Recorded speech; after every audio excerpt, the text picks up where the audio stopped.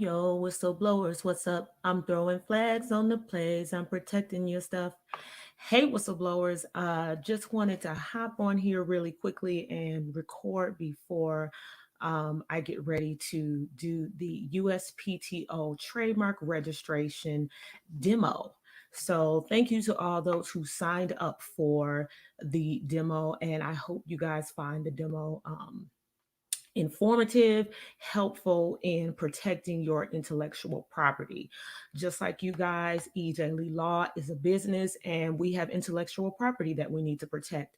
As you guys know, I have been doing Referee Whistle Official as my tagline as a part of the Referee Whistle Official services that we offer, including the legal subscription services, as well as monitoring, consulting, DIY courses, and so we are running full speed ahead with Referee Whistle Official.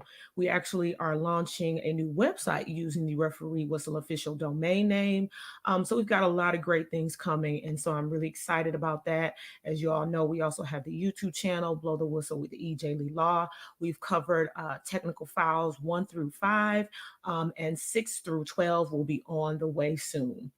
We've already pre-recorded quite a bit of information for that, and I am very happy with the turnout that I've been receiving. So, also, as a result of those who are participating in the demo today, we're going to be offering a search report that is worth $650 for one of the participants that signs up for a 30-minute consultation. As part of that, you will receive that. Search report for free. So, what is the search report? The search report basically is a snapshot of whether it's worth it to go ahead with your trademark registration. It searches through all of the records that are relevant. And so, usually, we were going to check the United States databases, we're going to check the UK and Canada, maybe China, because depending upon if you provide a product, a lot of products are made in China. So it makes sense to check that jurisdiction as well to make sure that the mark is, in fact, available to you. And secondly, that it's a strong mark worth going forward with as far as registration is concerned. As you guys hear me talk about all the time, is that your mark is a source identifier for your company. So you want to make sure that you have a strong source identifier that helps you stick out from the sea of competitors that are offering what it is that you provide to your audience. And so if you're using terms, a lot of terms that are descriptive, it's going to make it a little bit more difficult for you to get a trademark registration that allows you to stand out. Or in the alternative, you won't be able to get a registration at all because those terms are generic and free for anyone to use. It doesn't mean that you can't use it. It just means that you will not receive a trademark registration for that, in which you could basically stop someone else from being able to use those terms. So, for instance, as you guys know, I am an intellectual property lawyer. So it would not make sense for the USPTO to allow me to be the only one to say intellectual property lawyer as my identification in the sea of other IP lawyers. That is why I came up with Referee Whistle Official. It's a really funny story behind that, but my father has been a basketball referee since I was a child. And for a little bit, I almost thought that I wanted to be a basketball referee. I've been involved with basketball in some way, from being a cheerleader to my son playing basketball. My brother has played basketball, and my dad is just a huge basketball fan. So somehow I started saying to clients after we would receive their registrations is that you are now Referee Whistle Official. And again, I call myself the IP ref.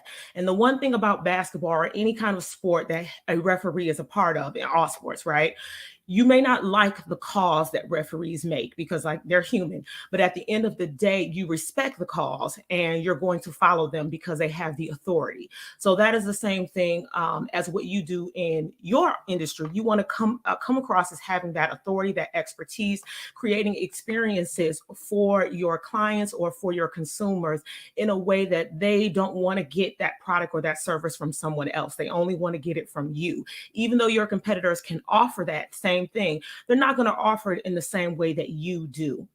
And so again, I am the IP ref, and I say that to say that sometimes my clients don't always like what I have to tell them in terms of whether or not they're going to receive a trademark registration, or it is my, legal opinion that it's going to be difficult, or I might have to turn a client down flat because I just don't want to put my name on something that I know is not going to go through. I've been doing this for a while, so I kind of have an idea of what's going through and what's not.